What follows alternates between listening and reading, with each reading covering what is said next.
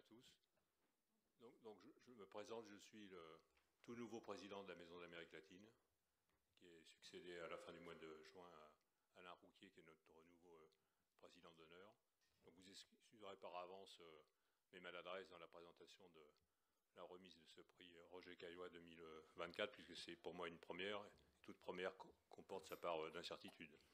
Donc je vous souhaite d'abord à tous et à toutes une excellente année 2025, qui selon le point de vue où on se place, ne s'annonce pas partout sous les meilleurs auspices, mais enfin le pire n'étant jamais sûr, on peut espérer quand même avoir de très bonnes surprises. En tous les cas, dans le domaine de la littérature, on ne pourra avoir que des bonnes surprises. Donc je vous souhaite la bienvenue à la fois donc, au nom de la Maison d'Amérique latine, également au nom du Pen Club français qui est représenté par mon voisin de droite, Sylvestre Clancier, et au nom de la Société des Amis et des Lecteurs de Roger Caillois, et de son président, qui est Jean-Clarence Lambert, qui est empêché, qui ne pourra pas être avec nous ce soir.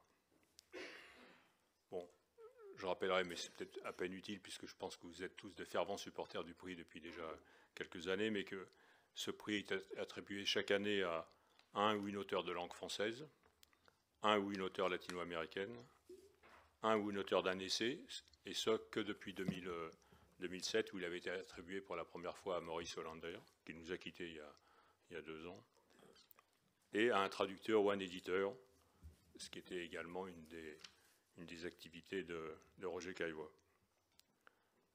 Le jury est composé de 10 personnes, dont beaucoup sont ici.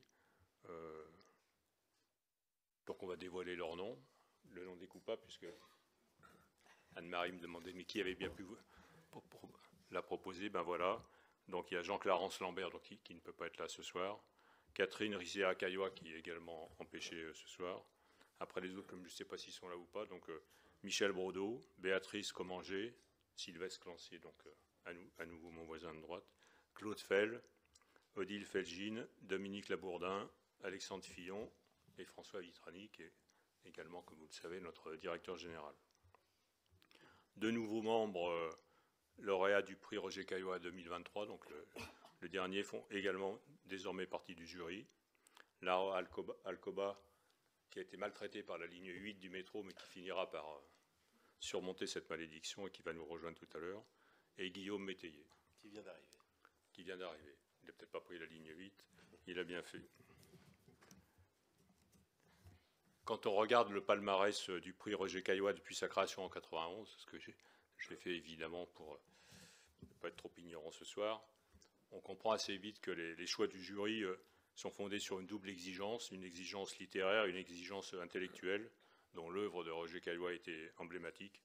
Et d'ailleurs, en parcourant cette chronologie des récipiendaires du prix Roger Caillois, je me suis rendu compte sans doute une coïncidence, mais que le premier prix de littérature française avait été remis à Eugène Glissant. Et là, on fait ce soir un retour aux Caraïbes avec René Depestre. Donc ce n'est pas un retour au pays natal, mais c'est un retour aux Caraïbes.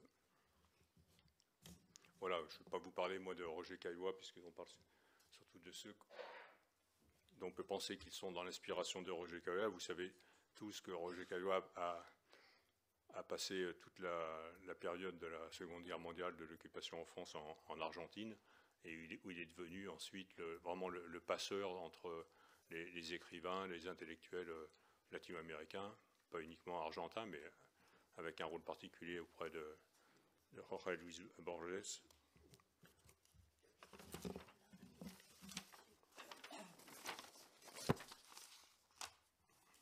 Voilà, à la différence d'autres prix, il n'y a pas de suspense, parce que quand vous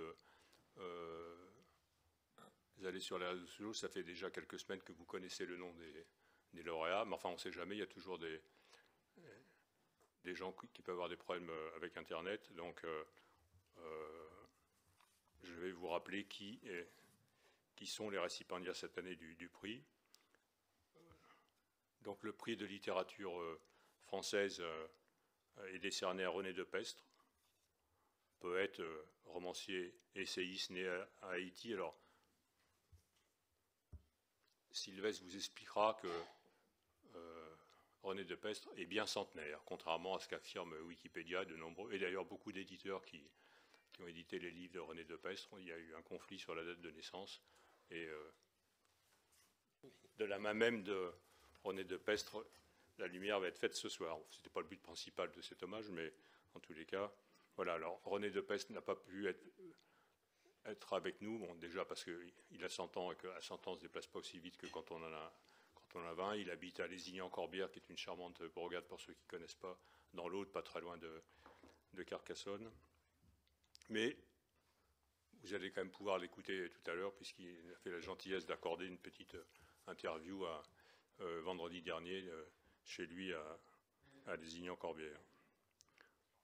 Et pour nous présenter René Depestre, donc c'est Sylvestre Clancier, décidément je fais beaucoup de références à lui, mais ça ne va pas durer.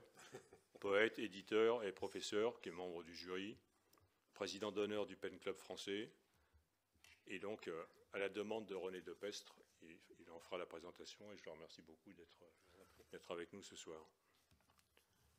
Le prix de littérature latino-américaine a été décerné à Samantha Schweblin, écrivaine argentine, qui réside à Berlin.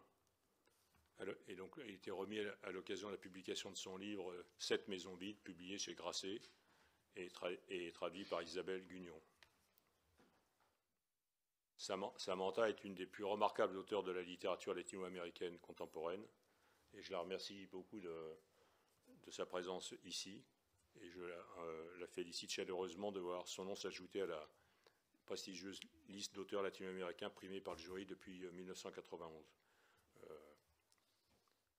Samantha a préféré s'exprimer en espagnol, donc bon, je pense que beaucoup d'entre vous le comprennent, mais pour être totalement certain, il y aura une brillante interprétation qui permettra de ne rien perdre des propos de Samantha. Et Patrick Stroman, qui anime depuis, je crois, déjà une vingtaine d'années la tribune des fictions avec brio, je peux vous dire, enfin, pas exposer mes goûts personnels, mais quelques tribunes auxquelles j'ai assisté, j'ai trouvé effectivement ça formidable, par la qualité des auteurs invités, mais également par la qualité de l'animation par Patrick. Et donc, Patrick nous présentera Samantha Schweblin. Oui, parce que, je vous l'explique, on présente et ensuite, le lauréat ou la lauréate répond. Et René Depestre le fera par vidéo, mais les autres le feront. Voilà, la dernière otage de la ligne 8 du métro est avec nous. Merci beaucoup. Merci beaucoup. Ben, non, c'est l'ancien Premier ministre qui est maintenant président de la RATP qui devrait être confus de ne pas permettre une réalisation dans de bonnes conditions de certains événements. Mais comme je prenais parfois la ligne 8, je sais ce que c'est. Un enfer.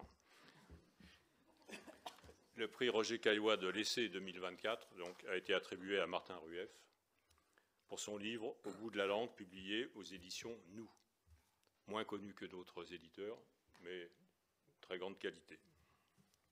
Le prix Roger Caillois pour les essais a été créé en 2007, et son premier lauréat fut Maurice Hollander, donc comme je vous disais tout à l'heure, qui nous a quittés il y a 2 ans. Et Martin Rueff sera présenté par Tiffaine Samoyo, qui pour les lecteurs du Monde n'est évidemment pas une inconnue, puisque chaque semaine, elle signe l'éditorial du Monde des livres, et qui est universitaire, critique littéraire, romancière et traductrice. Elle anime également le journal littéraire en ligne En attendant Nado. Et donc, au nom de tous, je la remercie donc d'avoir accepté d'être avec nous pour présenter Martin Rueff et son essai Au bout de la langue.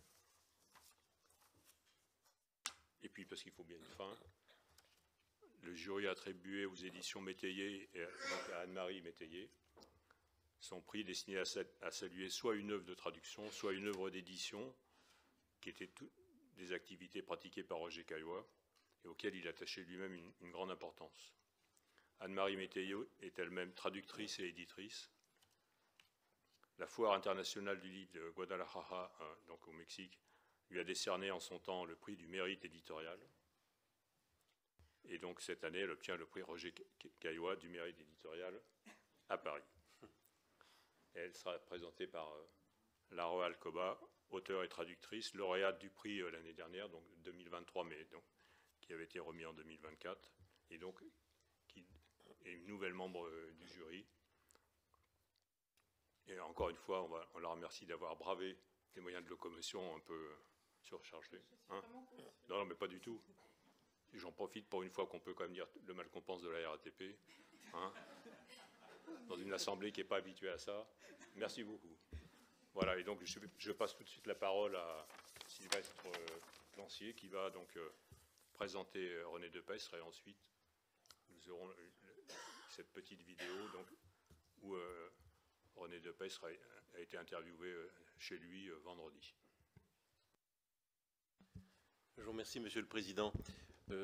Avant de commencer à rendre cet hommage si mérité à cet immense écrivain et poète qu'est René Depestre, je voudrais que nous ayons une pensée pour un grand poète qui nous a quittés. Et chaque année, nous perdons de grands amis. Nous avons perdu Roubaud, nous avons perdu beaucoup de poètes. Et là, récemment, Jacques Réda. Jacques Réda, pourquoi j'en parle plus que d'autres? C'est parce qu'il a obtenu pour l'ensemble de son œuvre le prix Roger Caillois, et que j'étais ici même il y a quelques années pour le lui remettre. Et c'est vraiment une douleur parce que Jacques Réda a œuvré énormément pour le rayonnement de la poésie française. Il a dirigé longtemps la NRF avant notre ami Michel Brodeau, qui est ici présent et membre du jury. Et nous devons lui rendre hommage, ayant une pensée pour lui. C'était un homme qui s'est dépensé sans compter pour faire rayonner la poésie française sur tous les continents. Voilà, je voulais qu'on ait cette pensée pour lui. Alors, figurez-vous que concernant René Depestre, lorsque notre jury, à l'unanimité, et dans un grand enthousiasme, a décidé de voter unanimement pour que lui soit remis aujourd'hui même ce prix Roger Caillois de littérature française pour l'ensemble de son œuvre, mes amis, membres du jury, m'ont dit « mais il faut que tu le contactes parce qu'il n'est pas facile à joindre, il est très âgé, il faudrait voir s'il a la possibilité de venir ou non ». Alors je lui ai téléphoné, je lui ai laissé un message, il ne répondait pas, je lui ai envoyé un courrier qu'il a reçu le lendemain, et j'ai reçu le surlendemain sa lettre amicale que je vous lis, datée du 27 novembre à Lézignan, donc à Sylvestre Clancier. « Cher grand ami, c'est un vrai bonheur d'apprendre de toi que le prix Roger Caillois est décerné à l'ensemble de mes travaux. J'aurais aimé être présent à tes côtés à la remise du prix. Hélas, ma 100e année m'interdit ce déplacement. En réalité, et c'est là l'aveu extraordinaire, je suis né le 29 août 1924 et non pas 1926, comme cela a été toujours reproduit par tous ces biobibliographes. Et moi, j'avais un doute parce qu'il était un grand ami de mon père, Georges-Emmanuel Clancier. Et mon père me disait, mais tu sais, Sylvestre, je crois qu'ils se sont trompés dans les bibliographies. Je lui dis, bon, bah, écoute, on le vérifiera. Et maintenant, c'est une chose avérée. Donc, il est déjà dans sa 101e année depuis le 29 août dernier. Donc, il prolonge ceci en disant, 1000 merci pour la photo. J'en ai profité pour lui envoyer une des photos où il se trouvait en compagnie de mon père lors d'un très beau marché de la poésie à Paris. Je crois que c'était en 2005. Et il m'a remercié en me saluant d'un abrazo affectueux. Voilà, tiens-moi au courant. Mais nous allons le tenir au courant, bien sûr. Voilà, je voulais vous dire ceci. Donc c'est toujours très touchant. Alors, déjà, pour commencer à parler d'un immense poète écrivain comme ça, il faut d'abord l'entendre lui-même. Je pense que c'est la moindre des choses. Alors, dans ce livre qui vient de reparaître, qui était déjà paru chez Segers il y a fort longtemps, plusieurs décennies, qui était repris ensuite par Gallimard une première fois et une seconde fois par Gallimard, donc Journal d'un animal marin, c'est un choix de poème de 1956 à 1990. Là, il y a une nouvelle préface de Jean d'Amérique, qui est un jeune poète que je connais bien et qui est excellent. Et voici ce qu'il écrivait déjà. L'état de poésie. C'est lui qui parle par ma voix. L'état de poésie s'épanouit à des années-lumière des états de siège et d'alerte. En cet état, à défaut d'une caravane d'hirondelles, un seul souvenir d'enfance fait le printemps.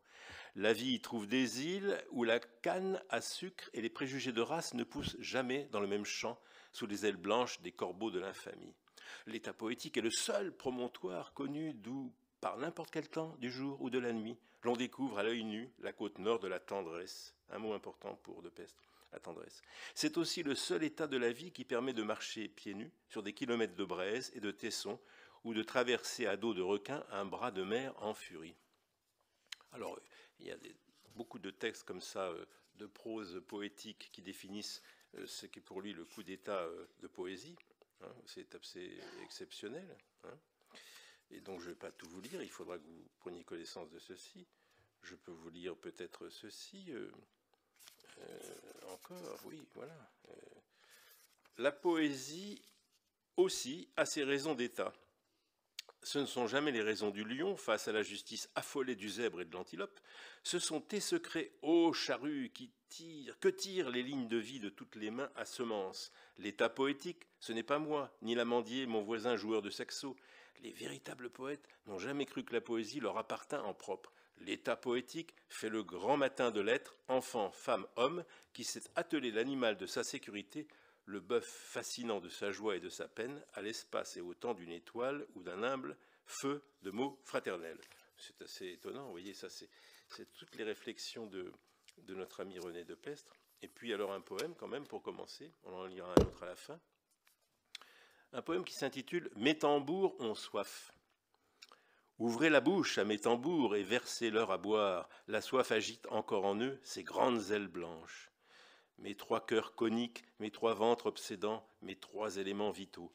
Quand j'étais une douleur sans voix, quand j'étais un nègre sans musique, quand la dernière mesure et le dernier rythme étaient chassés de mon corps, ils étaient à mes côtés, et leur eau fraîche monta plus haut en moi que la haine des mains blanches qui me frappaient. Toute ma soif passa dans leur bouche quand le sel, le piment, le citron, l'alcool, la poudre à canon étaient des mains blanches qui cherchaient avec rage les mille plaies de mon âme. Rage est un mot important aussi pour De Pestre. Ô forêt qui a soif, ô tambour haïtien, patience, frère, la rosée est en route. Voilà pour commencer une petite salve de poèmes de notre cher René de Pestre. Alors, c'est vrai que quand on évoque René de Pestre, on peut dire que le coup d'état de la poésie, c'est lui. On peut dire aussi qu'il est révolte et tendresse, qu'il est rage et espérance, qu'il est amour et merveilleux. Il dit toujours non à l'injustice et il dit oui à la fraternité. De Pestre, vous le savez, est né à Jacmel, en Haïti, donc le 29 août 24 et non en 26. Donc, il a fêté il y a 6 mois dans sa villa Adriana, à Lézignan-Corbière, c'est 100 ans.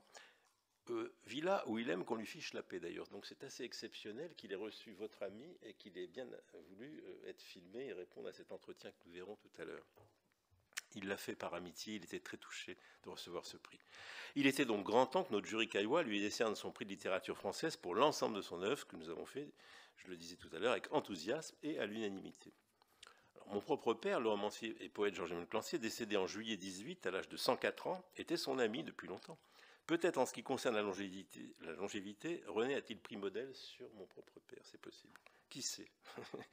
Je suis moi-même devenu son ami il y a un bon quart de siècle, celui-ci, un peu avant même. Je me souviens notamment d'une belle rencontre entre nous trois, donc au marché de la poésie, j'y faisais référence tout à l'heure, en juin 2005. Je venais alors de lancer le manifeste des mouvements de la Nouvelle Pléiade, parrainé notamment par Aimé Césaire, ce dont René se réjouissait vivement. À la génération suivante, un futur autre grand poète haïtien naîtra à Jacmel aussi, Jean Métellus, mais il ne connaîtra pas, hélas, la longévité de notre cher René de Pestre, puisqu'il nous a quittés voici déjà 10 ans. Je le dis d'autant plus que M. l'ambassadeur d'Haïti auprès de l'UNESCO est présent ici, et je salue avec plaisir sa présence. René de Pestre, très jeune, manifeste un rapport cosmique à la nature. Il est alors étudiant et révolutionnaire. Il se lie d'amitié avec son plus proche cadet, Gérald Bloncourt, qui deviendra un poète engagé et lyrique, que j'ai pu également connaître et apprécier, mais beaucoup plus tard. Bloncourt est alors, à cette époque, photographe et exilé comme de Pestre à Paris.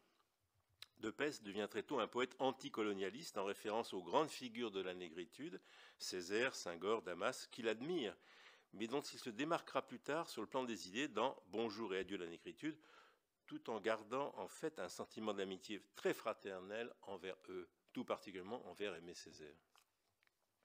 C'est que De Pestre se vit alors en révolutionnaire et en politique. Il est proche de Che Guevara et se fait lui-même l'ambassadeur du Cuba de Castro, pour lequel il ira jusque dans la Chine de Mao. Mais De Pestre, s'il est idéaliste, se veut toujours capable de lucidité. Il entrera en rupture avec Cuba dans les années 70, alors que l'Amérique latine et le Brésil de Jorge Amado, grand homme que j'ai eu la chance et le plaisir de connaître aussi, le fascinent toujours. On a pu qualifier De Pestre d'écrivain de l'érotisme solaire, et cela est assez juste, encore que nombre de ses ouvrages soient également marqués par de somptueuses envolées lyriques d'un néo-humanisme fraternel qui se veut universel. Son œuvre poétique est riche de plus de 16 recueils, dont Étincelles, publié par l'imprimerie de l'État à Port-au-Prince en 1945. Végétation de clarté, préfacé par Aimé Césaire, chez Segers en 51. Journal d'un animal marin, auquel je faisais allusion tout à l'heure, publié pour la première fois par Segers en 64. Poète à Cuba, préfacé par Claude Roy, chez Oswald en 76. Et Lettres à un poète du marronnage, au Bois Pluriel en 88. Il a également publié 2 anthologies d'auteurs, Journal d'un animal marin, choix de poème, donc je viens de l'évoquer, 56-90, donc je l'ai évoqué. Et puis une autre, Anthologie personnelle, donc de René, chez Actes Sud en 93, qui obtient le prix Apollinaire, un des plus grands prix de poésie contemporaine. En 2006, René Depestre publie chez Segers ses œuvres poétiques complètes sous le titre « Rage de vivre ». Bruno Doucet en écrit la préface. Le livre obtient le prix Robert Ganzo, un prix important. Je propose alors à René de participer à l'anthologie des poètes de la Nouvelle Pléiade que je prépare. Elle paraîtra chez Segers en 2008 à l'occasion du 60e anniversaire de la remarquable anthologie de la nouvelle poésie nègre et malgache de langue française réalisée par Senghor en 1948. Depestre y livre avec grand cœur un magnifique hommage à Aimé Césaire qui vient alors de nous quitter. Après avoir placé en exergue ce vers de Césaire, je cite Depestre, c'est Césaire qui donc écrit ceci: « C'est le voyage au bout de soi qui fait découvrir l'ailleurs et le tout. » Depestre écrit ceci, je cite Depestre, « Aimé Césaire s'en est allé au petit matin du 17 avril 2008. Le souffle n'est plus du poète souverain de la Martinique. Il aura longtemps gonflé les voiles de notre résistance à l'inhumanité de l'homme envers l'homme. Le penseur, que des sophistes artificieux et malveillants feignaient de trouver abrupte et obscure dans sa démesure et paradoxale dans sa traversée du XXe siècle, est réapparu en son pays natal dans une éclaircie planétaire de la vie autour de son lit de mort. Ce jour d'avril là, le départ d'un grand homme noir prit pleinement un sens jamais vu d'espoir et d'universelle fraternisation des esprits et des cœurs de tous les pays. Vous voyez la générosité de Depestre qui salue ce grand poète, cet immense poète qu'était notre ami Aimé Césaire. Depestre nous a donné à lire également de nombreux livres en prose, parmi lesquels on doit notamment citer Le Mat de Cocagne, paru en 1979 chez Gallimard, et Alléluia pour une femme jardin, qui obtient la bourse Goncourt de la Nouvelle en 1981, ou encore Eros dans un train chinois, Arc-en-ciel pour un Occident chrétien. Ces livres s'illuminent d'une forme de réel merveilleux et de surréalisme, avec Adriana dans tous mes rêves, très célèbre roman, publié par Gallimard. René Depestre obtient en 1988 non seulement le prix Renaudot, mais aussi le prix du roman de la Société des gens de lettres et le prix du roman de l'Académie royale de langue et de littérature française de Belgique. Il peuple ses livres de personnages attachants, influencés par le vaudou et manifestant cet érotisme solaire déjà évoqué. Grâce à ce grand succès littéraire, il achète sa maison de Lézignan-Corbière dans l'Aude. Il la baptise Adriana avec un grand H comme Haïti et comme humanisme à la Adrien, toujours en 88, l'année glorieuse pour Depestre. Il s'est vu décerner le Grand Prix de poésie de l'Académie française. Et 10 ans plus tard, l'ensemble de son œuvre est couronné par le prix Carbet de la Caraïbe.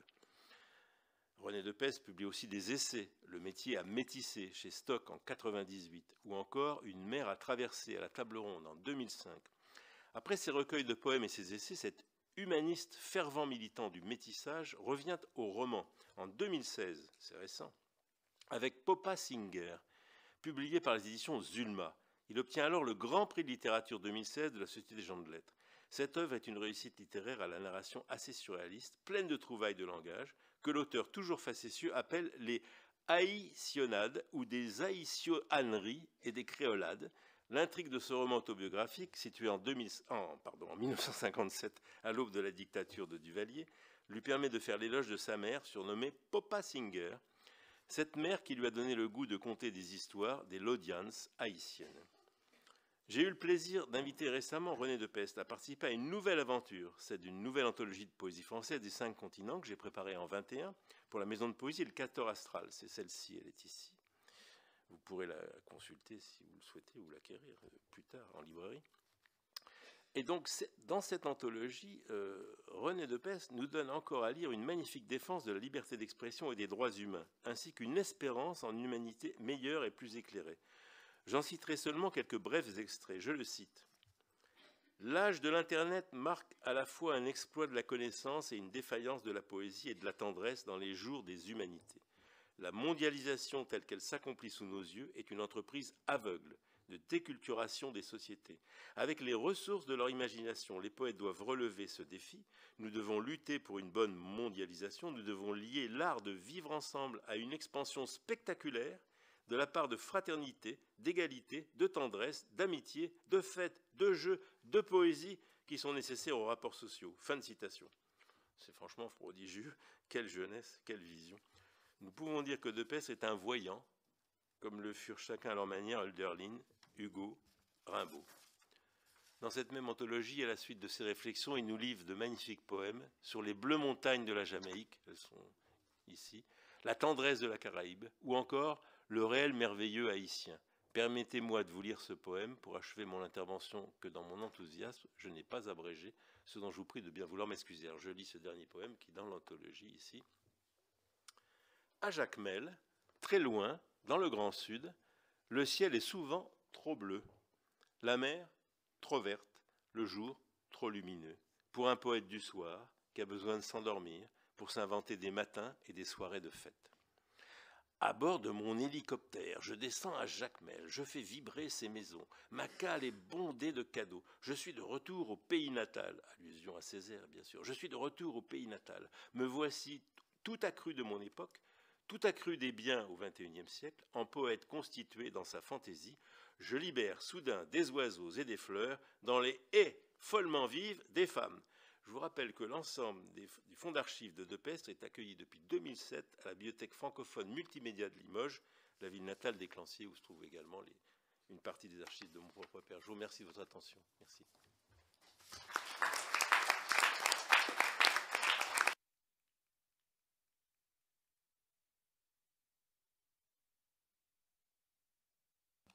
Merci beaucoup Sylvestre pour ce magnifique portrait de René De Pestre. Et maintenant nous allons, si vous voulez bien l'écouter, je veux aussi remercier monsieur le chargé d'affaires de la République d'Haïti qui est avec nous ce soir. Juste un mot pour vous dire que ce témoignage qui a été recueilli vendredi chez lui, il a été par un ami cinéaste toulousain avec qui on avait prévu en 2020 de faire des événements en Occitanie sur Haïti et René De Pestre, mais malheureusement la pandémie du Covid-19 nous en a empêchés, donc je suis assez content de voir que finalement, c'est pour ça qu'il a ouvert plus facilement sa porte à Francis Pourcou, donc de la société Écran Sud, qui était d'ailleurs il y a 2 ans ici pour présenter un spectacle de théâtre filmé sur le voyage de Jean Jaurès en Argentine en 1911.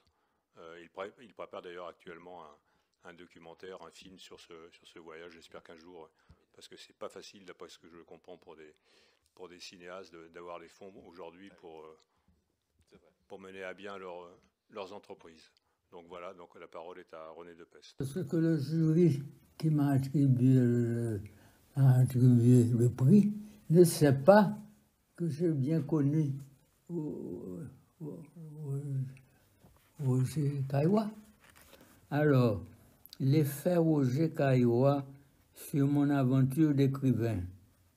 À Mexico, un jour, lors d'une réception à l'ambassade de France, j'eus la chance de rencontrer Roger Caillois. Le lendemain, il m'invita à déjeuner. Notre conversation est restée gravée dans ma mémoire. J'appris à Caillois qu'il n'était pas un inconnu pour moi. Différentes personnes m'avaient entretenu de son esprit inclassable,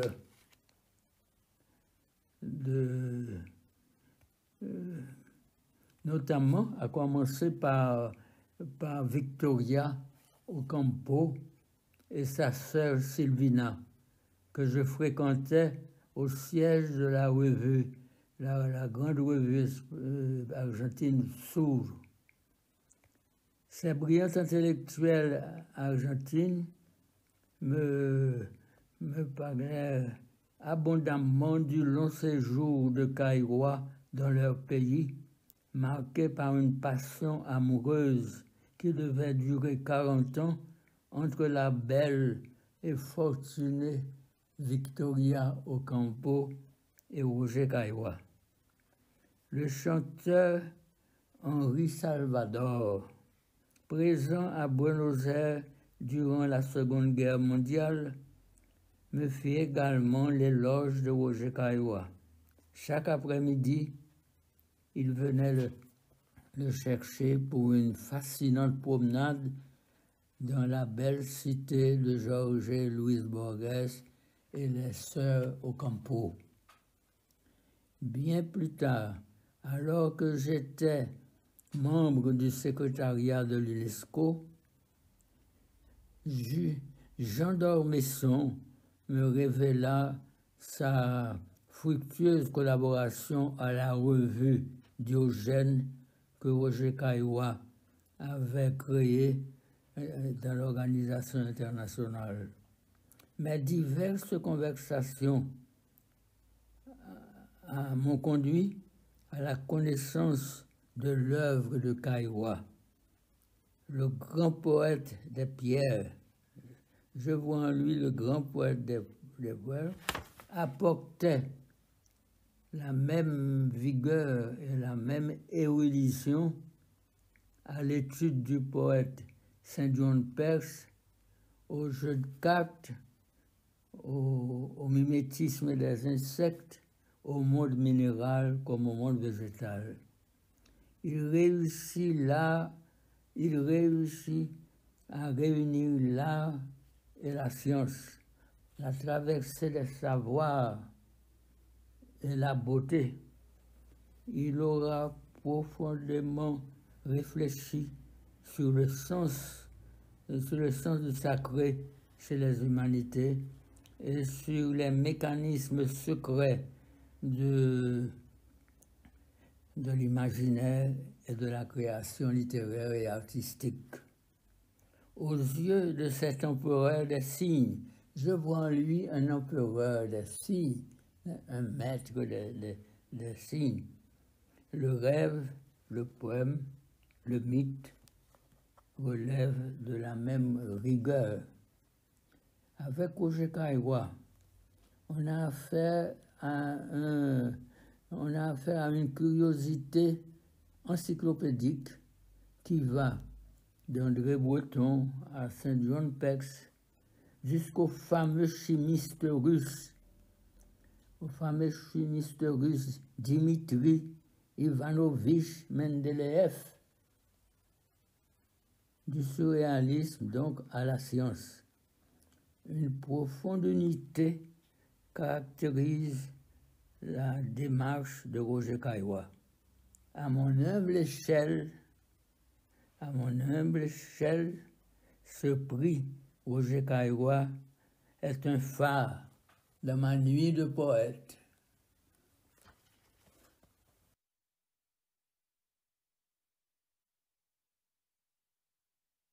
Ce que le jury qui m'a...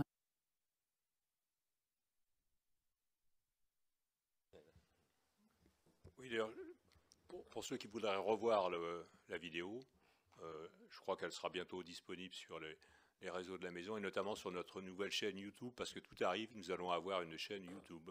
Et donc, peut-être même des extraits de cette soirée seront disponibles prochainement. Donc, n'hésitez pas à surfer sur les réseaux sociaux de la Maison d'Amérique latine, notamment pour retrouver René Depestre.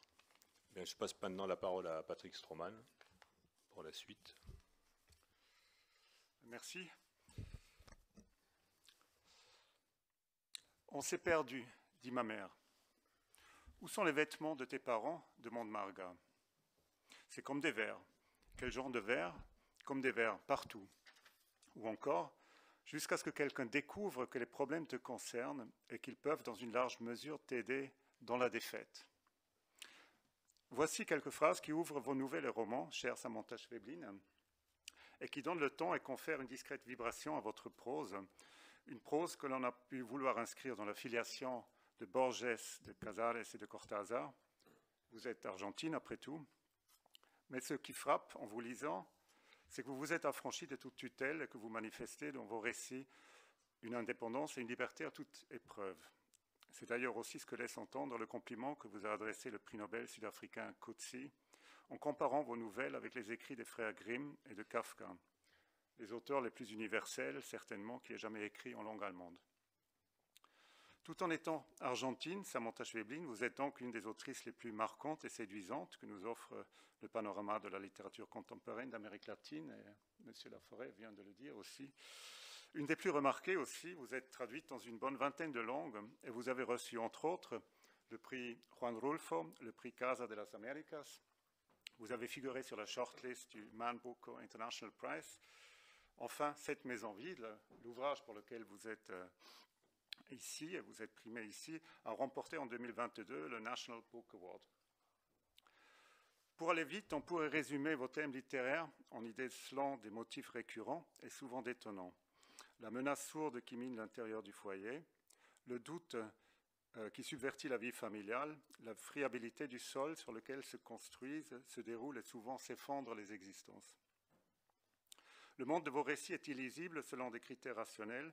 Il forme un chaos, mais un chaos feutré, aux couleurs atténuées, plongé dans le brouillard, se déployant dans un univers sans résonance ni écho, et où la familiarité que suggèrent les espaces peut basculer en une phrase dans l'inconnu, où l'environnement peut, au détour d'une remarque ou d'une observation, se dilater, s'ouvrir sur un espace inconnu et nous faire accepter la réalité comme une expérience d'autant plus terrifiante qu'elle semble par ailleurs tout à fait concevable. Ainsi, dans Des oiseaux plein la bouche, une de vos premières nouvelles, des parents sans voix découvrent, stupéfaits, que leur fille adolescente se nourrit d'oiseaux vivants. Toxique s'avère un roman autant post-apocalyptique qu'intime, écrit depuis les limbes d'un univers habitable, qui nous projette dans un environnement contaminé et où toute vie est condamnée à une forme de décomposition. Kentucky propose une cartographie d'un monde fragmenté, maillé par des animaux en peluche, robotisés et connectés, qui plongent les protagonistes dans l'intimité d'étrangers. Ce qui est fondamentalement en jeu, je crois, c'est le lien entre vos personnages, un lien que résume peut-être le mieux le titre original de votre ouvrage Toxique, qui s'appelle en espagnol Distancia de rescate ou Distance de sauvetage. Il s'agit d'un fil ténu, fragile, toujours menacé ou en voie de se rompre, risible mais unique rempart contre la force de gravitation qui menace les existences en danger de chute. Cette sensation de l'imminence d'une catastrophe est due en premier lieu à la métrique précise de votre prose, à vos phrases à la fois merveilleusement simples et inquiétantes, voire inquiètes, à une diction littéraire qui est en même temps tranquille et continuellement sous tension. En vous lisant, je me suis rappelé une remarque du poète Max de Carvalho qui disait un jour qu'il fallait écouter le silence qui précède une œuvre lyrique si on voulait la comprendre et en saisir la profondeur. En ce qui concerne votre prose, c'est le silence qui s'entend entre les lignes, les phrases et les paragraphes qui donnent la mesure de la force expressive de vos récits. Il s'agit par exemple d'entendre le silence qui suit le « oui » que prononce un personnage de l'une des nouvelles contenues dans Cette maison vide et qui, comme l'indique la narratrice du récit, infléchit le sens que l'on peut donner à cette affirmation. Ce « oui » est ainsi à la fois un « continuez », voire un « s'il vous plaît ». Plus tard, il y aura un autre « oui » et celui-ci, lisons-nous, est plus ouvert, presque rêveur. Le silence forme aussi un halo autour de la plupart de vos personnages qui peuvent apparaître, agir et disparaître sans nous éclairer sur la motivation. Parfois, le silence s'empare pour ainsi dire directement de vos personnages, comme dans La respiration caverneuse, un autre récit contenu dans le recueil Cette maison vide, qui se construit autour d'une femme dont l'expression orale se limitera de plus en plus, orale rauque et grave, qui provient de ses poumons. Ce bruit, lisons-nous, allait et venait comme un ronflement guttural et intense, la respiration d'un gros animal à l'intérieur de la maison. Dans votre écriture, vous avez une prédilection pour la forme courte. Vous avez un goût particulier pour les nouvelles, et même votre roman Toxique, avec ses 120 pages, est à peine plus long qu'une short story. Seul Kentucky, votre récit globalisé, dont la narration se déroule sur 5 continents, et qui repose sur un dispositif technologique précis et élaboré, s'étend sur 272 pages. Serait-ce un critère? Souvent, pour faire court, on le sait, il faut savoir prendre le temps. Après que Paul Morand avait publié son essai « De la vitesse », Valérie Larbaud lui avait dédié en réponse son éloge de la lenteur. C'est dans la densité de votre prose, chère Samantha Schweblin, que se reflète, comme dans un miroir convexe, la fragilité et l'inconsistance de nos existences. Je vous remercie et je vous félicite.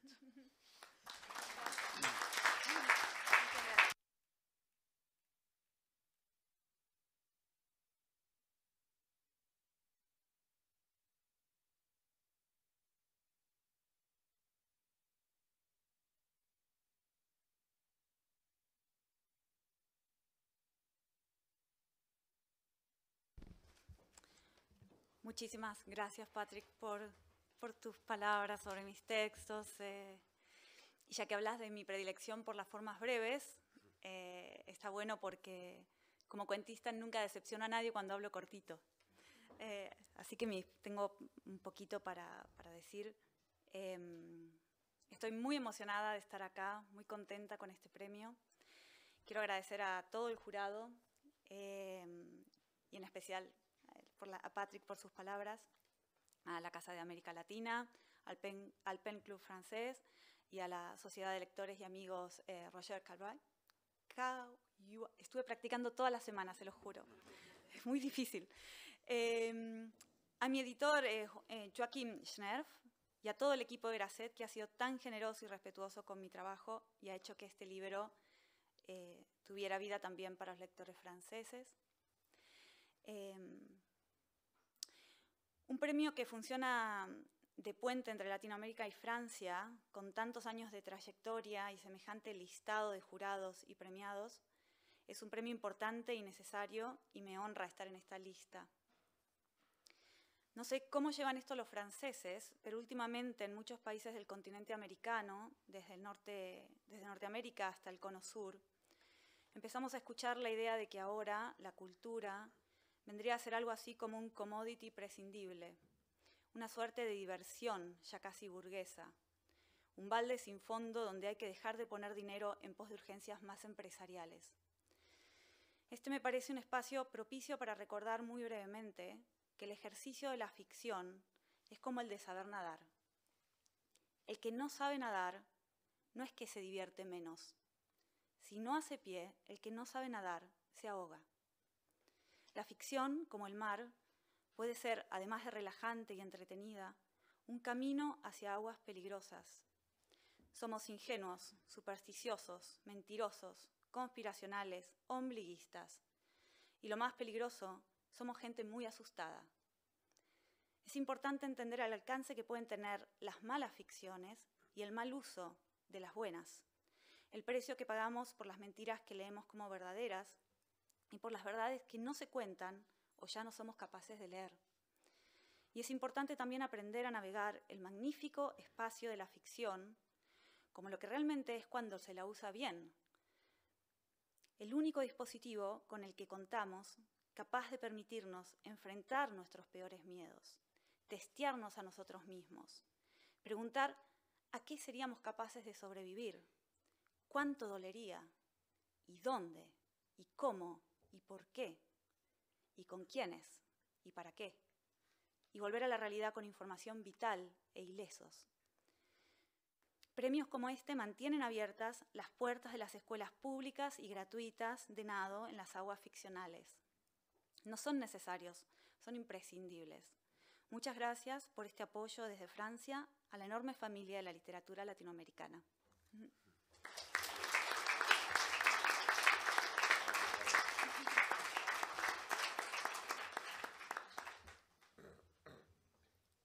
Je vous remercie, cher Patrick, pour ces mots et d'avoir compris ma prédilection pour les formes courtes.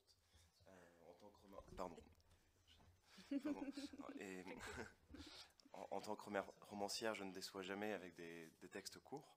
Et je voudrais vous dire que je suis très ému d'être ici aujourd'hui pour recevoir ce prix. Je remercie tout le jury, et vous en particulier, cher Patrick.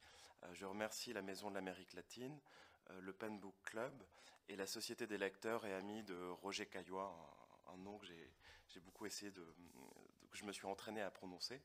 Je remercie aussi mon éditeur Joachim Schnerf et toute l'équipe de Grasset, qui a été si généreuse et si respectueuse de mon travail et a permis de faire exister ce livre pour les lecteurs français. C'est un prix qui fait office de pont entre l'Amérique latine et la France. Et après tant d'années, après mon parcours, un tel parcours et une telle liste de jurés et de lauréats, c'est un prix qui est très important et nécessaire, et je suis extrêmement honoré d'en faire partie. Je ne sais pas comment les Français le vivent, mais dernièrement, dans de nombreux pays du continent américain, du nord de l'Amérique au cône sud, nous commençons à entendre l'idée que la culture serait désormais une sorte de marchandise superflue, une forme de divertissement presque bourgeois, un panier sans fond où il faudrait cesser d'investir pour privilégier des urgences plus économiques.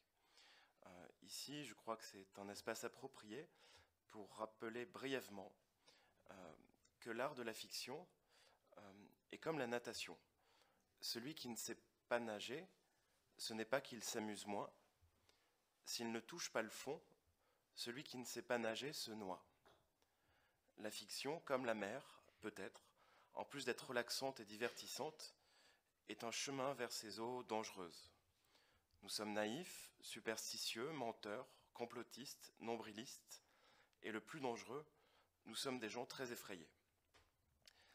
Il est important de comprendre l'impact que peuvent avoir les mauvaises fictions et le mauvais usage des bonnes. Le prix que nous payons pour les mensonges que nous lisons comme des vérités, et pour les vérités qui ne sont pas dites ou que nous sommes plus capables de lire. Et il est aussi important d'apprendre à naviguer dans cet espace magnifique qu'est la fiction lorsqu'elle est bien utilisée.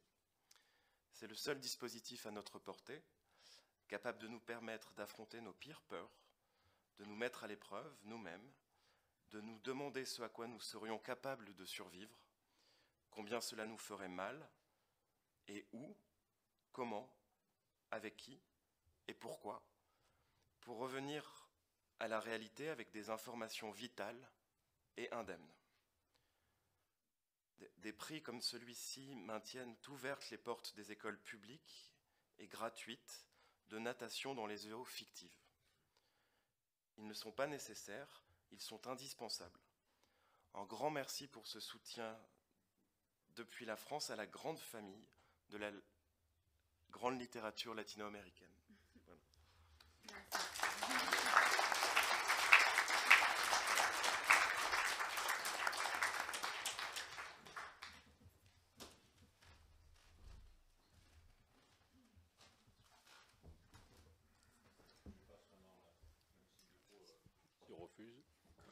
Je passe la parole à Tiffaine Samoyou qui va nous présenter un prochain lauréat. Je voudrais dire, saluer la traductrice de Samantha Schweblin qui a fait un travail remarquable depuis le début de l'aventure, disons, de Samantha en français, qui est Isabelle Lugnon, ici présente, et c'est merveilleux pour elle d'avoir cette possibilité pour son œuvre d'être traduite par quelqu'un d'aussi remarquable.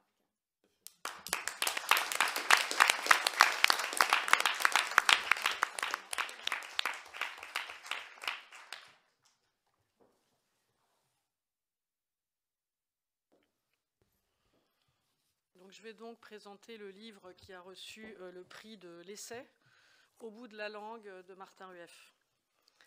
Si vous découvrez Martin Rueff par Au bout de la langue, ce qui n'est certainement pas le cas de beaucoup des personnes présentes aujourd'hui dans la salle, vous découvrirez un philosophe, mais aussi un poète, qui réfléchit à une question qui n'a pas jusqu'ici beaucoup intéressé les philosophes, ni les linguistes, ni même d'ailleurs les poètes. Où est la langue en nous? D'où vient-elle? Où se place-t-elle? Comment l'imaginons-nous dans notre corps? Dedans ou dehors?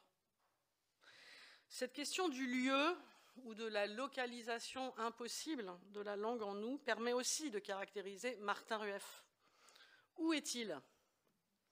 Et la question que l'on se pose souvent quand on le connaît: dans quelle langue, dans quel pays, dans quelle fonction, ou sous quelle forme? D'ailleurs, vous voyez ici une photo, il ne se ressemble pas du tout. Où est-il? Où est Martin Rueff dans l'étoilement de ses identités? Dans le poème, dans la traduction, dans l'édition, dans la philosophie? il faut sans doute l'imaginer dans l'unité désunie de tout cela ensemble, dans la réunion intranquille de tous ces lieux où la jonction, l'un des titres d'un de ses livres, le titre d'un de ses livres de poésie, ne signifie pas fusion, mais laisse la place au manque de l'autre, à la vulnérabilité ou au pas tout ensemble. Alors le manque est précisément la première aventure de Au bout de la langue, cet essai qui a reçu le prix Roger Caillois. L'épreuve de la perte d'un mot est peut-être, c'est l'hypothèse qui ouvre le livre, l'ouverture d'un territoire inconnu, la contrée un peu étrange, en recomposition permanente d'ailleurs, où se situe la langue. Avoir un mot sur le bout de la langue, écrit-il, c'est l'avoir, mais là où il s'est échappé, comme pour volter tout autour, circuler comme un air, un charme, un esprit. Cette expression familière est pourtant bien étrange. Où donc imagine-t-on qu'on a le mot quand on l'a sur le bout de la langue? De deux choses l'une, en effet, soit le mot est en nous et il vient de s'échapper, soit il est hors de nous et il faut l'attraper, comme un papillon. Dans le nom sur le bout de la langue, et non pas au bout de la langue, Pascal Quignard le dit aussi très bien lorsqu'il raconte l'histoire médiévale du nom propre oublié de Haibig de L. Je cite Quignard, en se redressant, il chercha à réciter le nom, il était là, tout près de lui, il était sur le bout de sa langue, il flottait autour de sa bouche comme une brume, tantôt il s'approchait, tantôt il s'éloignait du bord de ses lèvres. Ainsi, cette incertitude sur le lieu de la langue nécessite ce qu'on pourrait appeler une topique qui ne fasse pas abstraction du corps, donc une topique sur le modèle de celle qui décrit la vie psychique et qui pense ensemble langue et corps. Pour cela, la langue française est précieuse, bien sûr, puisque le même mot désigne la langue organe et la langue capacité. C'est le cas dans toutes les langues romanes, mais aussi certaines fois en anglais, où on dit tongue pour la langue organe et mother tongue pour la langue maternelle, même si on dit plutôt language ou speech pour la langue capacité. Cette homonymie, métonymie ou peut-être métalepse, où on passe d'un plan de réalité à un autre, de la cause à l'effet, permet de penser la langue par la langue. C'est la première originalité de ce livre. Prendre au sérieux la langue organe, ensemble de muscles mobiles et muqueuses. Car on fait évidemment beaucoup d'autres choses avec la langue que parler. On embrasse, on attrape, on mastique, on lèche, on touche. Ça c'est important, on touche, parce que la langue c'est un organe aussi ductile bien sûr, mais aussi tactile, ce qu'on oublie souvent puisqu'on réserve la plupart du temps le tactile à la main. Mais penser que la langue touche en fait un organe donc réflexif qui peut percevoir en étant perçu. Comme dans le baiser, d'ailleurs, à l'histoire duquel Martin Rueff consacre un chapitre vif et surprenant où l'on suit aussi bien le poète néo-latin Jean II, le romancier français Albert Cohen et le philologue danois Christopher Nyrop, à la fois grammairien, spécialiste de l'épopée médiévale française et auteur d'une histoire du baiser, où il accorde une place privilégiée, mais seulement à la toute fin de son livre, au baiser avec la langue. Alors il me semble que ce n'est pas sans une certaine malice que Martin présente tous ses développements sur la langue organe, ce morceau de muscle humide que des images tomographiques à résonance magnétique d'un chanteur en train d'exécuter un lead montrent non comme une planche, ce qu'on croit le plus souvent qu'elle est, mais comme, je le cite, une sorte de boule de très grande taille, extrêmement malléable, qui bouge dans tous les sens. La langue ressemble à de la pâte à modeler ou de la pâte à pizza, une espèce de corps contenu dans la bouche comme un homoncule recouvert d'un drap. Une certaine malice donc, car ce rappel semble dire aux linguistes, aux philosophes, aux écrivains, n'oubliez pas que la langue dont vous faites une abstraction ou une marque hautement individuelle, ma langue dans la langue, mon style, mon invention, ma marque de fabrique, c'est aussi ce petit morceau de corps un peu dégoûtant que nous avons tous en partage. Martin Rueff pose la langue sur la table, comme le peintre dépose un crâne dans les tableaux de vanité, pour rappeler l'éphémère et vulnérable condition de tout corps. Cette approche matérielle et même matérialiste de la langue accompagne la topique. Elle implique une attention à la place de la langue dans le corps, qui est une question de position et donc de préposition. Martin Rueff a toujours été très sensible aux mots et expressions de la langue qui disent la place, ou le « à la place », en travaillant notamment de façon continue sur les pronoms, entre autres. Les pronoms de Jean-Jacques Rousseau, le pronom « on », la voix pronominale, enfin il y a plein d'articles de lui qui portent sur les pronoms. C'est une grande part de son travail philosophique et linguistique. Ici, ce sont les prépositions qui l'intéressent, et on le comprend lorsque, grâce à lui, on prend la mesure du fait que la langue n'est ni tout à fait dedans, ni tout à fait dehors. La locution prépositionnelle au bout d'eux, au bout de la langue, marque moins l'imminence d'un presque là que le cheminement vers un seuil, ni dedans, ni dehors. Ce seuil n'est pas seulement celui du baiser, ce peut être aussi le lieu où les langues se touchent dans la traduction ou dans l'écriture multilingue. Martin Rueff pratique intensément l'une et l'autre. C'est un point commun avec Roger Caillois, mais il y en a d'autres, et on ne finirait pas d'énumérer ces points de jonction entre l'œuvre de Roger Caillois et celle de Martin Rueff, qui rend particulièrement pertinent et heureux que ce prix lui soit attribué. De la langue, le livre essaie aussi d'aller jusqu'au bout. Il le fait dans une forme particulièrement originale également, mêlant récit, poésie, considération philosophique ou sémantique, une façon donc narrative et poétique de transmettre des savoirs qui portent divers temps ensemble. La table des matières, par exemple, prend la forme des titres, des chapitres des romans du XVIIIe siècle.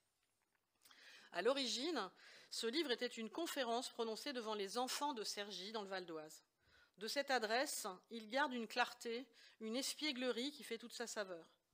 Cela n'empêche pas la réflexion d'être ample, d'aller bien au-delà, bien au bout, disons, de la langue, mais elle le fait en tissant ensemble les fils de ses lectures et de ses propres obsessions, c'est-à-dire des motifs que l'on rencontre régulièrement tout au long de son œuvre, comme la figure d'Actéon, présente ici au bout de la langue et qui renvoie à l'enrouement d'Actéon, qui est une des grandes sections de la jonction, en tissant ensemble poésie et philosophie.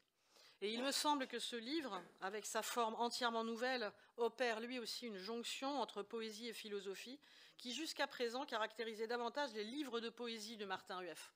Ces livres de poésie assument volontiers la réflexivité, la dialectique, l'inclusion de l'historicité, en refusant en quelque sorte le pseudo-direct de l'hymne ou de l'élégie, alors que ces textes philosophiques n'allaient pas nettement, eux, du côté de la poésie jusque-là. Avec au bout de la langue, cette réciprocité est parfaitement assumée. Cela marque, selon moi, un tournant important dans le travail de Martin Rueff, indique une liberté nouvelle dans son œuvre. Et c'est ainsi qu'un livre sur la langue devient un livre sur la poésie accueillant le poème et devient libre comme l'air. Non pas parce qu'il volerait tout heureux dans le lyrisme spontané enfin retrouvé, mais parce que dans ce qui a été coupé dans la langue, le motif de la langue coupée de Philomèle à Canetti et retour est tout à fait central, rend le poème impossible, donc nécessaire. Deux choses pour finir, très rapidement. S'il peut faire cette jonction, c'est que le livre porte une thèse très importante sur l'articulation. Articuler, c'est à la fois produire du sens et faire des liens. C'est ce qui distingue la capacité linguistique de la capacité vocale. Beaucoup d'animaux sont capables de donner de la voix, mais l'humain seul peut articuler, c'est-à-dire différencier des lettres et des sons. Surtout ce dernier, ça c'est Aristote qui en parle et que reprend Martin Rueff. Mais l'humain peut, grâce à la langue, et c'est me semble-t-il l'apport le plus décisif du livre de Martin Rueff, faire des liens, c'est-à-dire articuler l'intérieur et l'extérieur, recevoir ce qui vient du dehors et exprimer ce qui est à l'intérieur. Et elle permet, donc conçue comme cela, qu'il n'y ait plus d'opposition radicale entre le dedans et le dehors, l'intime et le social, une langue et une autre. Je voudrais revenir, pour terminer vraiment, sur la façon malicieuse ou espiègle par laquelle Martin pose la langue sur la table, comme le peintre un crâne sur son tableau ou Augustin sur son bureau. L'humour, qui est aussi au cœur de la poésie de Martin Rueff, permet d'éviter l'emphase sur les récits terrifiants de langue coupée, de couper l'hyperbole du lyrisme, de déjouer les attentes envers celui qui semble capable de tout dire et de tout comprendre. Il donne du jeu et de la modestie à ce livre magnifique. Merci.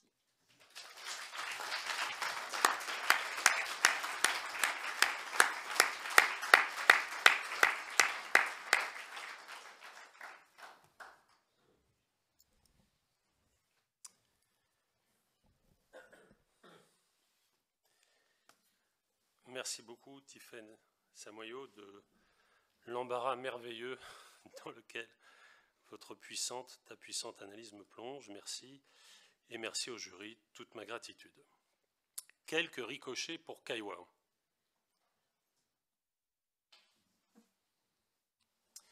Surgit des épaisseurs, mot de loin préférable à celui de profondeur, surgit des épaisseurs de nos existences, pluriel de chaque singulier, nos poèmes, si jamais on pouvait dire nos, ont souvent raison contre nous. Ils nous précèdent, et cette précédence est toujours frappante dans l'après-coup de nos vies. S'ils avaient raison, ces poèmes, ce n'est pas tant que nous avions tort, mais que nous allions découvrir plus tard, grâce à eux, pourquoi ils nous précédaient.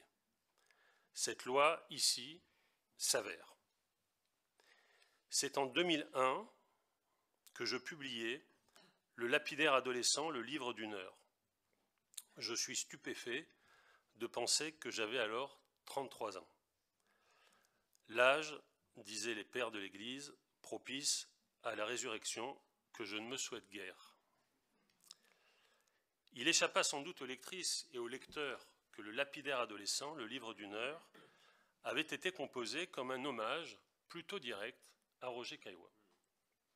Cet hommage, de fait, était double, et je commence à vous ennuyer.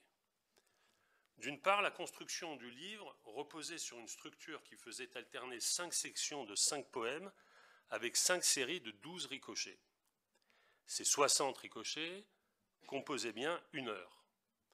L'allusion au livre de Rilke était évidente, mais plus encore à Caillois, car, je le dis ici, ces ricochets étaient des poèmes sur les pierres, en grande partie inspirés du recueil des pierres de Caillois. Et je revis ce soir l'émotion qui m'avait étreint quand j'avais lu le petit volume de poche de l'écriture des pierres, qui reproduisait non sans élégance la magnifique édition Skira de 1969. Je portais alors au plus haut ces 2 livres. Mon admiration pour ces livres ne s'est jamais démentie. J'ajoute que le mot ricochet garde sa part de mystère. On le doit, les médiévistes le savent, à la fable du ricochet, c'est la première occurrence, et il semble qu'il ait d'abord désigné, c'est étonnant, une composition par ricochet. Il s'agirait en effet d'une ritournelle de questions et de réponses sans fin. Que le ricochet désigne d'abord un genre littéraire avant de désigner le geste manuel qui consiste à faire rebondir des pierres plates sur de l'eau a de quoi séduire. Quant au rapport qui existe, vous l'avez perçu, entre le coq, l'animal et le ricochet, par l'intermédiaire du préfixe réitératif ri, il reste mystérieux et a appelé toutes sortes de conjectures et de détections fictives. Personne sur ce point n'est d'accord. Puis-je l'avouer, j'ai toujours associé pour ma part ces images plaisantes de la relance et du prolongement à la magnifique épitaphe de Keats enterré à Rome, « Here is a man whose name was writ on water ». Voici un homme dont le nom était écrit sur l'eau. Rien n'interdit alors de penser que composer des poèmes, ce soit faire des ricochets sur les surfaces du langage où s'écrivent en cercles concentriques les noms évanescents de nos poètes. Mais il y avait plus que ces 60 ricochets en hommage horaire à Caillois. Le post-scriptum contenait un éloge sans mystère de Roger Caillois. Sans mystère, je me cite un instant, c'est à Bologne que j'ai appris l'amour des pierres, y contribuer à la découverte passionnée de l'Aelia Crispis, dite la pierre de Bologne, et de la rencontre de Ruggero dei Ciottoli, merveilleux érudit, poète incontestable et irascible compagnon. Ruggero dei Ciottoli. Bien sûr, la traduction de Roger Caillois. Ruggero dei Ciottoli, Roger des Cailloux. Je mêlais donc à l'image de Caillois des éléments de la vie d'un ami, mais les dernières pages du livre permettaient de lever toute ambiguïté. Je me cite un peu plus longuement pour découvrir le poteau rose. Il disait souvent, Ruggiero, que ce qu'il y a de terrible quand on cherche la vérité à vos souhaits, c'est qu'on la trouve. Il a beaucoup écrit et rien ne sera jamais traduit. Matérialiste subtil, il était méprisé des philosophes. Il voulait que son œuvre fût rassemblée sous le titre de Coïncidence et que chaque volume portât comme premier sous-titre du hasard. Il avait dénoncé les impostures de la poésie parce que selon lui, le boursouflé rivalise avec le maniéré, mais on lui doit aussi un art poétique et l'éloge d'un de ses plus hauts contemporains. Bien qu'il ait amplement traité de sociologie, d'esthétique et de morale, il faut le mettre sans doute lui aussi au rang des physiciens. Il fut un merveilleux géologue, un poète à coups de marteau, il connut mieux que quiconque le fantastique naturel. Nous lui sommes infiniment grés de nous avoir introduits au mimétisme animal et à l'écriture des pierres. Il aimait passionnément les pierres, car il découvrait la prose du monde, c'est-à-dire en ces termes, la possibilité d'une esthétique généralisée. C'est donc avec un sentiment très particulier de reconnaissance, bien sûr, que je m'adresse à vous ce soir, mesdames et messieurs les jurés, et à vous, cher François Vitrani, dans cette salle où nous avons écouté tant de fois des amis maintenant morts, dont les noms tireraient des larmes. Ici, dans cette maison, eurent lieu de grands et beaux événements qui marquèrent la vie intellectuelle de ce premier quart de siècle. On y célébra souvent la revue Poésie, et je veux saluer ici son comité, Laurent Génie, Claude Mouchard et Guillaume Métayer. Mon émotion est grande, que renforce la présence de mon amie la plus chère, Tiffaine Samoyau, qui se souvient sans doute qu'elle fut la première lectrice du Lapidaire adolescent et qu'elle en aima tout particulièrement l'ouverture à la Raspail. Il y aurait de la présomption, pour finir, à dire ce que nous pouvons devoir, ce que nous devons à Caillois, et à chercher à vous expliquer en quoi, au bout de la langue, ce livre sur l'expression trop magnifié par Tiffaine Samoyau, ses prérogatives et ses risques, pourraient se réclamer de Caillois. Je ne dirai rien ici de l'éthos de Caillois, ni de sa politique. Des écarts surgiraient, inutiles, renforcés par ma fidélité à Claude Lévi-Strauss. Il nécessiterait des discussions fondées sur une chronologie affinée, qui est celle tout simplement de la vie politique et intellectuelle française du XXe siècle. Pour moi, l'œuvre de Caillois, comme au bout de la langue, relève bien d'un matérialisme discursif dont je risque la formule ou la thèse. La matérialité de la poésie relève la matérialité de la langue, qui s'ancre dans l'imagination matérielle, qui correspond à la matérialité du monde. La grande formule de Merleau-Ponty, selon laquelle l'être est ce qui exige de nous création pour que nous en ayons l'expérience, a trouvé chez Caillois, aura trouvé chez Caillois sans doute, un de ses plus puissants représentants en langue française au XXe siècle. Car les choses, et non seulement les objets faits de la main d'homme, les choses, les plantes, les pierres, spectacles et paysages de la nature, les animaux, s'ordonnaient pour lui en présence et paraissaient les faces mêmes de l'être qu'il sut tourner vers nous. Caillois aura libéré l'étoffe des choses pour ce don et aura retenu leur empreinte en la découvrant pour nous, lectrices et lecteurs. Il fut l'homme, pour ainsi dire, qui a su ganter de mots les insectes et les pierres. Il connut la rigueur des rêves et l'évasion des savoirs. Que l'auteur des approches de l'imaginaire soit l'auteur d'une esthétique généralisée, où se mêlent l'esthétique sensible et l'esthétique artistique, qu'il ait défendu partout la beauté naturelle, la pulchri d'Ottavaga, qui coupe tour à toute discussion parce qu'elle nous coupe le souffle, tout cela met l'esthétique de Caillois, je dis bien l'esthétique de Caillois, devant nous, en avant de nous. Et qu'il ait vu dans la poésie un des moyens les mieux confirmés de cette esthétique, voilà évidemment qui nous l'attache encore davantage. Ce n'est pas le lieu, évidemment, de commenter la poétique de Caillois. Rappelons que son art poétique, composé entre 50 et 58, a pour ennemi la complaisance de l'effusion, la paresse et les subterfuges, comme les effets d'autorité des poètes. En mettant la poésie à la première place, Caillois la remet à sa place et sa sévérité en la matière est bonne. Je suis heureux qu'au bout de la langue s'achève sur un art poétique. Il est sans doute trop peu impérieux pour que Caillois l'eût approuvé. Je me contente pour conclure ici de l'article 23 de son art poétique, qui est pour moi comme une consolation de la poésie. J'ai choisi, fait-il dire au poète, J'ai choisi cette voie librement. Je ne me plaindrai jamais d'avoir échoué. Une autre réussite ne m'eût pas satisfait. La reconnaissance de votre prix, votre estime, votre amitié me convainc que l'échec n'aura sans doute pas été tout à fait total, ou à tout le moins,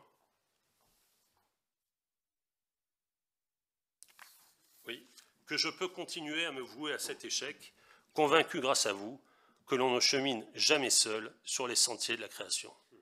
Mesdames et messieurs les membres du jury, cher François Vitrani, cher Tiphaine, je vous remercie.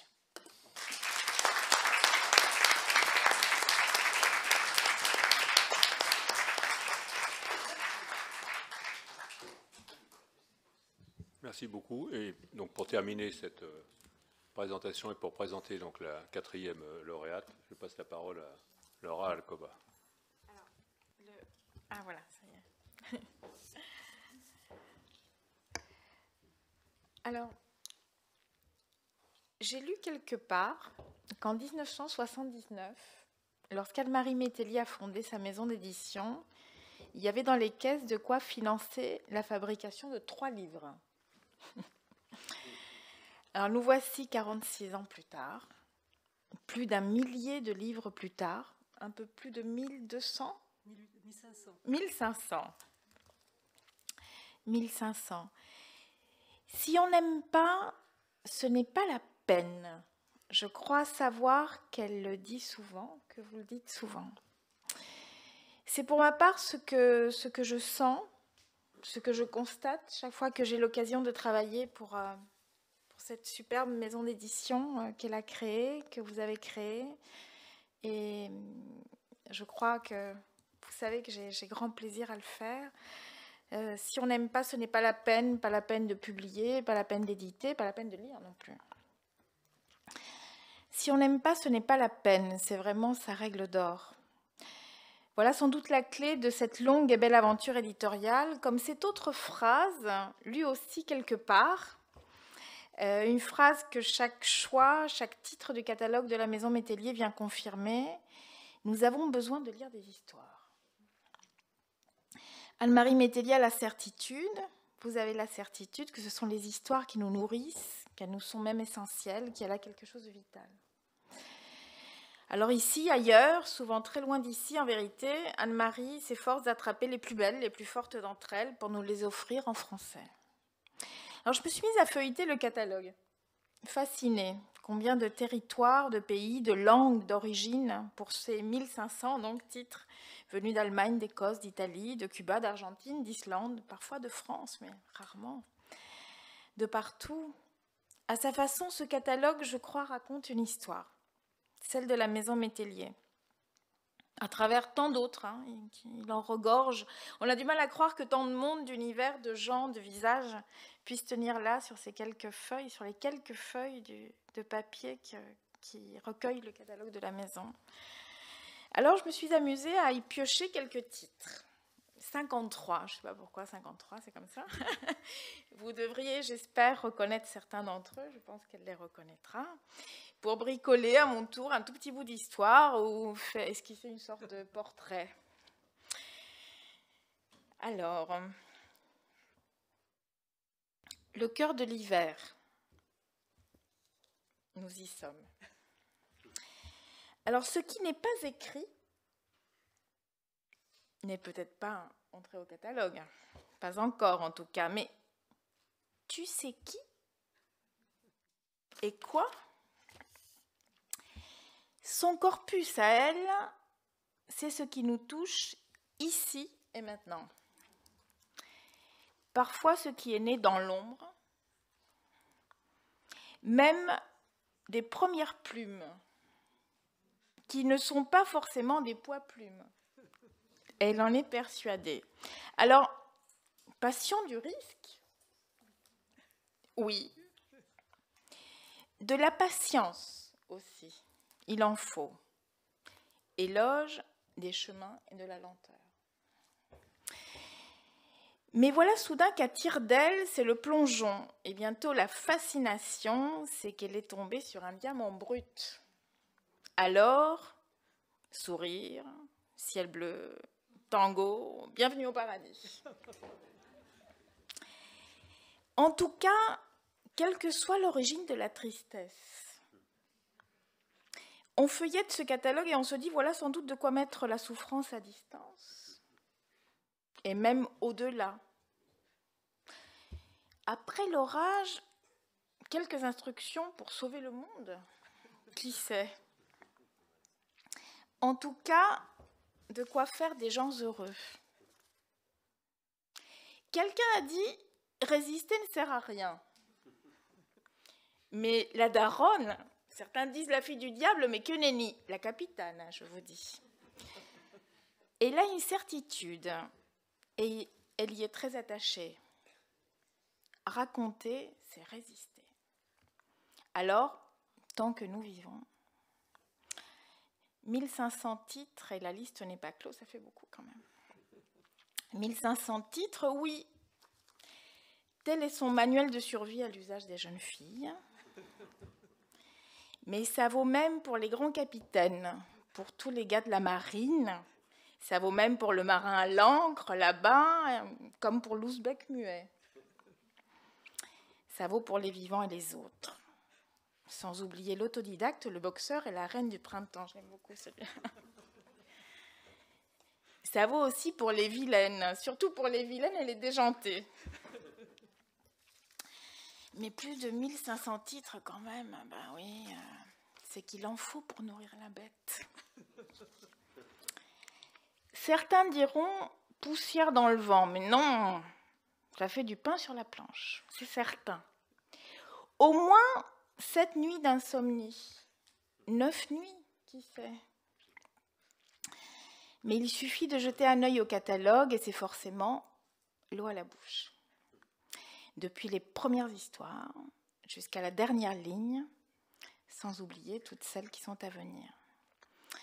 À tous les coups, au début comme au bout de l'aventure, il y aura surtout de l'amour, toujours et encore de l'amour. Telle est pour elle la règle de l'or, la soif primordiale, que choisir et donner à lire relève d'un acte d'amour, toujours.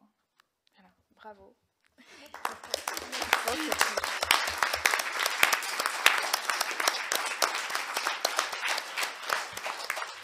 Laura, on va vous donner une nouvelle mention oulipienne. Vous avez inventé la contrainte 53. Bravo, félicitations. Je remercie beaucoup Laura de cette construction avec les titres, qui est une chose que j'ai utilisée beaucoup. Et que je trouve que c'est très drôle. C'est un exercice, moi, qui me ravit. Je remercie le jury pour ce prix. Et je dois dire que c'est un prix qui m'a fait un plaisir immense. J'en suis très heureuse et très fière. Je dois le dire de façon très spontanée.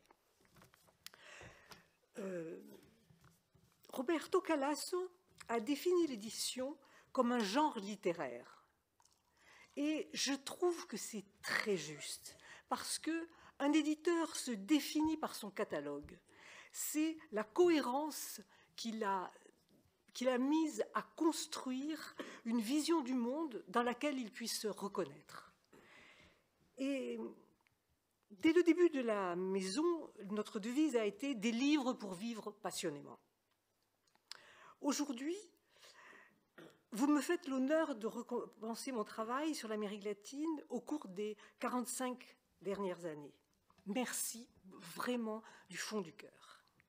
Lorsque j'ai commencé, c'est-à-dire en 79, il était de bon ton de dire que la littérature latino-américaine, après le boom, n'existait plus. Il n'y avait plus rien à proposer et à traduire. Moi, avec ma formation de sociologue, je me disais qu'il y avait des tas de jeunes gens qui avaient 18 ans, que les dictatures sanguinaires qui occupaient tout le cône sud avaient envoyés en prison ou en exil, et que, quand ils prendraient la quarantaine, qu'ils auraient élevé les enfants qu'ils ont fait dans l'exil, qu'ils auraient pansé leurs blessures, ils auraient été libérés, ils allaient revenir à leurs amours pour la poésie. Mais à 40 ans, la poésie, c'est plus tout à fait ça. c'est plus aussi spontané, plus adolescent. Donc ils allaient écrire des romans. Et le jour où j'ai découvert l'œuvre de Luis Sepúlveda, je me suis dit que je pensais vraiment avec beaucoup d'acuité les liens de la société avec la littérature. Et je suis passée évidemment en Amérique latine à côté de grands auteurs, mais je n'ai publié que des livres que j'aimais. Et Isaac Babel avait une théorie qui me ravit toujours, c'est qu'il divisait les écrivains entre les hérissons et les renards. Le hérisson vit sur son territoire et il pense, il réfléchit, il tourne en rond en approfondissant toujours ce monde. Et puis, il y a les renards qui vont chasser, qui se baladent dans la forêt, qui sont curieux, qui vont voir ce qui se passe et qui parlent de ce qu'ils ont vu et de ce qu'il passe. Et moi, j'aime les renards. Donc, ce sont des auteurs qui vont voir le monde et qui montrent comment fonctionnent les sociétés, celles dans lesquelles ils vivent ou celles qu'ils voient, et qui aussi rendent compte des sentiments tels qu'on les vit ailleurs. Ailleurs, c'est un très très beau mot. Je suis très fière du travail d'éditeur que je peux faire directement avec mes auteurs en langue espagnole et portugaise, car ils m'envoient certains m'envoient leurs manuscrits avant de les envoyer à leur éditeur ou à leur agent, et nous travaillons ensemble. Il y en a d'ailleurs un qui a eu le prix Roger Caillois et qui était particulièrement malin. Il s'agit de Leonardo Padura, qui a envoyé le manuscrit terminé à 3 de ses éditeurs. À son éditeur espagnol, bien sûr, qui était Tusquets, à son éditeur italien et à son éditeur français. C'était moi, il me dit « Jure-moi que tu ne leur diras jamais ». Mais j'ai compris, il avait saisi que nous avions tous les 3 des compétences différentes. Par exemple, son éditeur espagnol était un styliste formidable. Et l'italien, lui, c'était un peu plus compliqué, il avait un bon œil. Et il avait compris que moi, des structures, c'est mon truc. Donc, moi, je peux déconstruire, reconstruire, conseiller de passer, par exemple, ce chapitre plutôt au début ou plutôt à la fin, ou discuter. Car je pense qu'un éditeur est là pour être en face de l'auteur et pour lui parler, et non pas pour l'influencer, mais pour lui permettre de penser qu'il n'est pas tout seul dans son bureau et qu'il y a un lecteur. Et l'éditeur doit être le premier lecteur, celui qui va permettre à l'auteur d'aller au plus loin de son projet littéraire. Ça, c'est le rôle essentiel de l'éditeur. Et c'est ce que je trouve absolument délicieux à faire. Et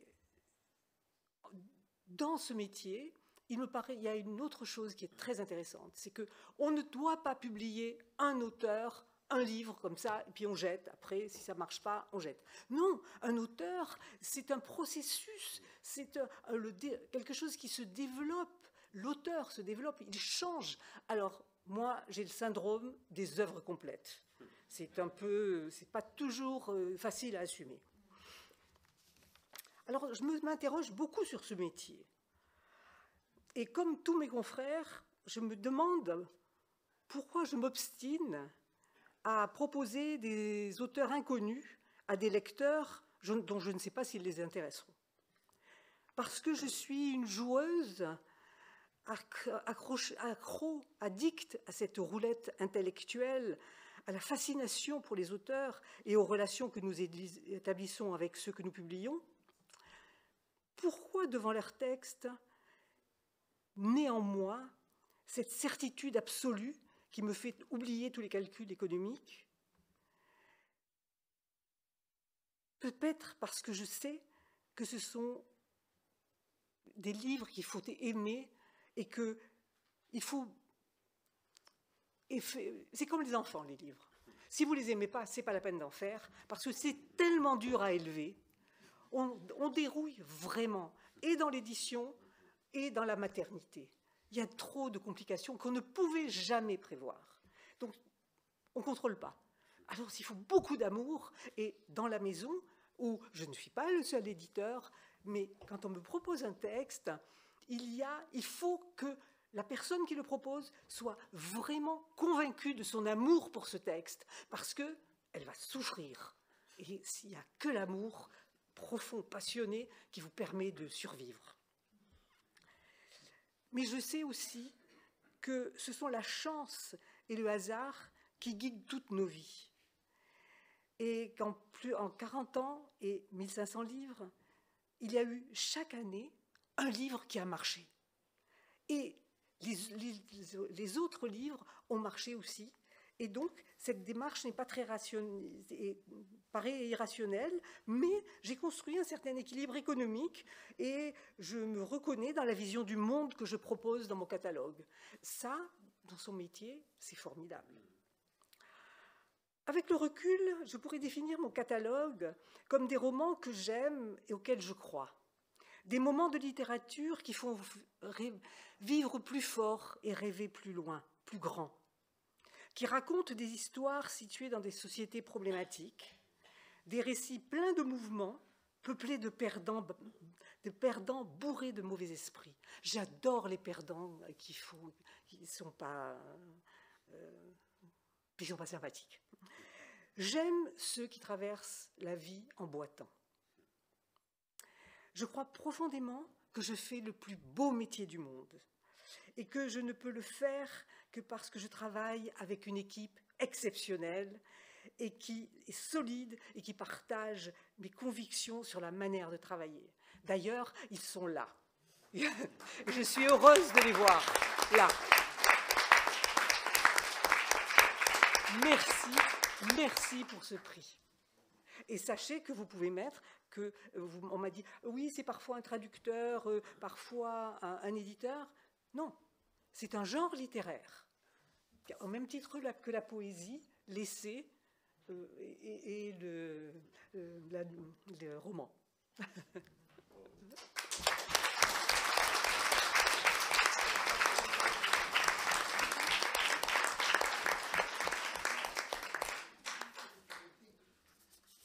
Bien, merci à toutes et à tous pour votre présence, votre participation à cette remise du prix Roger Caillois, des prix Roger Caillois 2024. Et pour ceux qui en ont le temps et l'envie, nous pouvons nous retrouver à côté pour poursuivre ces discussions. Merci beaucoup, encore une fois. De toute façon, il y a des preuves d'amour. Voilà.